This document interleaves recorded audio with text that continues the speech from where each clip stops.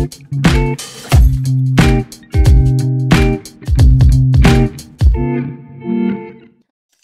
guys, balik lagi sama Chris dari Trading Pintar. Hari ini kita mau lanjutin yang kemarin teman-teman yang ngobrolin soal resiko. Nah, kan kita kemarin udah belajar ya, ada 5 poin ya. Yang pertama itu kita trade dengan menggunakan batasan resiko di setiap entry kita ya. Jadi kita jangan lupa nih, kalau mau trade, mau masuk, mau buy, mau sell, nah kita punya mindset, kita juga udah tetapkan berapa besar risknya. Misalnya 1% dari margin kita. Seperti itu untuk yang poin pertama. Kemudian ada penggunaan SL sama TP teman-teman. Jangan lupa pakai SL sama TP. Kadang-kadang market itu seperti ini ya, pergerakan yang terjadi itu luar biasa banget. Jadi kadang secara manual yang biasanya kita cetak-cetik lewat handphone atau mouse yang ada di komputer kita, nah karena geraknya cepat banget, kita mau sell misalnya close di 2011 nih untuk emas. Tapi ternyata jauh banget setelah kita klik dan kita 2011, tapi ternyata ketarik dikit karena memang pergerakan yang luar biasa. Malah ke close di 2200 padahal kita buka sell. Malah boncos kan teman-teman, seperti itu. Kemudian diversifikasi. Nah, kita jangan lupa untuk tidak menaruh satu entry kita full margin teman-teman. Kita bagi, bisa di momennya. Jadi di momen sekarang kita bikin satu bukaan dulu dengan lot yang kita sudah sesuaikan dan juga SL yang sudah kita bikin, dan TP-nya juga sesuai dengan risk kita ya teman-teman ya. Seperti poin pertama tadi. Nah, kita bisa pindah lagi nih ke 2 jam atau 3 jam lagi. Kita lihat dan kita lihat peluangnya, kalau misalkan ada baru kita entry lagi. Jadi tidak semua full dalam satu momen, tapi kita bikin di beberapa momen, kita pecah nih entry-entry kita, nggak cuma di satu momen. Itu pun juga termasuk dengan aset yang kita trading kan teman-teman ya. Jangan cuma di gold. Kalau misal memang udah reset, kita bisa juga di aset lain, boleh kita pecah seperti itu teman-teman ya. Kemudian yang keempat, jangan lupa pakai technical analysis dan fundamental analysis di setiap kita entry teman-teman. Dan yang kelima adalah manajemen uang yang baik. Dan yang kelima ini kita akan kupas bareng-bareng. Kita akan lebih detail lagi. Kita akan menghitung teman-teman ya, seberapa besarnya sih yang harus kita siapkan modal itu untuk melakukan trading, dan seperti apa sih trading yang menggunakan money management yang baik. Nah, oke teman-teman, kita lanjut nomor 5 ya. Kita makin in-depth lagi. Jadi nomor 5 ini kita akan bahas money management. Money management itu kalau dari saya dan teman-teman Trading Pintar, kita pakai 3 elemen yang membuat jadi satu pilar ini teman-teman. Yang pertama itu ada di LOT, di lot. Nah, sering dengar ya. Dan yang kedua adalah leverage. Ketiga adalah margin. 3 ini jadi perhatian kita untuk menentukan seperti apa sih manajemen yang baik untuk uang yang akan kita pakai dalam trading. Kenapa LOT masuk, kenapa leverage masuk, kenapa margin tentunya masuk gitu ya. Yang pertama nih, LOT atau lot. Teman-teman biasa manggil lot teman-teman ya. Lot itu adalah satuan trade teman-teman ya. Jadi kepanjangannya dari letter of transaksi, dan kalau kita mau beli barang, nah inilah barangnya teman-teman. Inilah bentuk satuannya.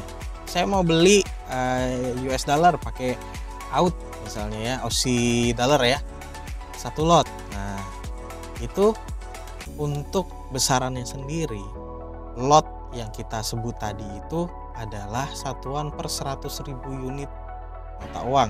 Ini untuk forex. Jadi kalau teman-teman mau tuker atau kita mau pasang buy Aussie atau US dollar, nah kita pakai satuan 100.000. Jadi kalau teman-teman trade satu lot itu sebenarnya teman-teman trade 100.000 dolar untuk besarannya. Nah, tapi kok kalau kamu bilang seperti itu Chris, 100.000 untuk sekali trade, saya masuk kan nggak 100.000, kok bisa? Nah, ini poin nomor 2-nya, leverage teman-teman. Leverage itu adalah rasio perbandingan di mana broker yang jadi rekanan kita, yang tempat kita trade itu melakukan pinjaman modal ke setiap trading yang sudah kita lakukan. Jadi dirasiokan. Kalau misalkan teman-teman itu buka satu lot misalnya untuk forex. Nah, yang tadinya 100.000 tergantung leverage-nya biasanya ditulis dalam perbandingan 1:100, 1:400. Nah, seperti itu ya. Untuk mudah kita pakai 1:100 aja misalnya. 1:100 itu berarti yang tadinya 100.000 teman-teman sekarang punya modal di $1.000 karena yang dipakai adalah per 100-nya dari 100.000, which is itu $1.000 teman-teman ya. Makanya jadi bisa trade di besaran yang sama dengan nilai yang besar, dengan nilai yang sesungguhnya seperti itu. Nah, yang ketiga margin atau modal masuk yang jadi nanti sumber tahanan dana kita kalau misalkan dia lagi floating, mau positif mau negatif ya, floating turun. Nah, biasanya memang dipakai untuk tahanan waktu floating turun teman-teman. Seperti itu. Jadi floating turun itu maksudnya floating nilainya minus dari equity kita teman-teman ya, dari modal kita. Untuk hitungannya kita akan trading dengan USD dan Japan Yen. Kita pakai lot di besaran 0,1 teman-teman ya, dan leverage di 1:100. Nah, untuk ukuran lot 0,1 kita setarakan dalam USD. Kalau tadi satu lot itu 100.000, 0,1 berarti di $10.000. Terus leverage-nya 1:100, tidak ada ubahan teman-teman ya. Dan kalau mau hitung marginnya, tinggal kita bagi aja tadi untuk ukuran lot yang sudah dibikin USD 10.000 dibagi dengan 100. Nah, itu kita dapat margin untuk entry di $100. 10.000 bagi 100 jadi 100 teman-teman ya. Nah, ini nilai 100 ini merupakan margin minimal untuk entry. Nah, kita kan nggak cuman mikir untuk entry doang kan ya. Bisa jadi harga sebelum kita mau buka buy berarti kita mengharap naik teman-teman ya untuk dapat cuan. Tapi kan nggak melulu langsung naik, kadang turun dulu. Nah, kita perlu hitung resiko kalau dia turun. Kita butuh buffer teman-teman. Untuk pergerakannya kita kan sebut dalam pips. 1 pips untuk regular lot di USD Japan Yen sekitar $9. Kita bulatin aja nih, $10 ya berarti. Nah, kalau kita bikin di 0,1 berarti 0,9 setara dengan ya, kita setarakan dengan $1. Kalau rate itu bergerak 1 pips, nah kita butuh tambahan di sini sekitar $1 untuk trading kita. Nah, kita bisa rencanakan lagi, kita hitung aja. Kalau misalkan kita kasih kesempatan market itu naik turun sampai di besaran 100 pips deh ya. 100 pips berarti kan kita butuh modal sekitar $100 teman-teman ya. Berarti 100 tambah 100 jadi 200. Itulah modal untuk entry kita dengan risk sebesar 100 pips pergerakan naik turun yang bisa dialami dari entry kita. Terus untuk modalnya berapa? Nah, untuk modal entry ini balik lagi tadi ke poin yang nomor 1, di cara kita mengendalikan resiko, di mana risknya kita sesuaikan dengan margin. Kalau kita mau pakai 1% dari margin, berarti 200 ini kita bikin sebagai 1%-nya. Berarti modal yang bisa kita pakai dan kita taruh sekitar 100 kali 200 sekitar $20.000.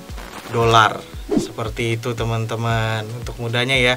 Jadi $20.000 itu adalah modal dimana kita bisa 100 kali trading di USD Japan Yen buka 0,1 ya, itu dengan risk pergerakan sampai 100 tips teman-teman. Seperti itu. Inilah adalah salah satu cara bentuk money managementnya. Nah, kalau teman-teman mau lebih konservatif lagi ya kan, konservatif lebih aman lagi. Kalau makin aman berarti risknya makin kecil teman-teman ya. Teman-teman jadi bisa melakukan apa? Teman-teman bisa melakukan 1, perbesar modalnya. Kedua, itu lotnya dipakai yang bisa sekecil mungkin, dan leverage bisa cari yang besar. Seperti itu. Jadi itu untuk yang konservatif. Kalau misalkan mau yang besar ya bisa disesuaikan, bisa dibesarin lagi. Tapi untuk money management hitung-hitungannya seperti ini teman-teman. Buat yang suka video seperti ini jangan lupa untuk share, like, dan subscribe video ini. Kita ketemu lagi di video-video berikutnya. Trading Pintar, pintar trading, pintar cari cuan. Dadah!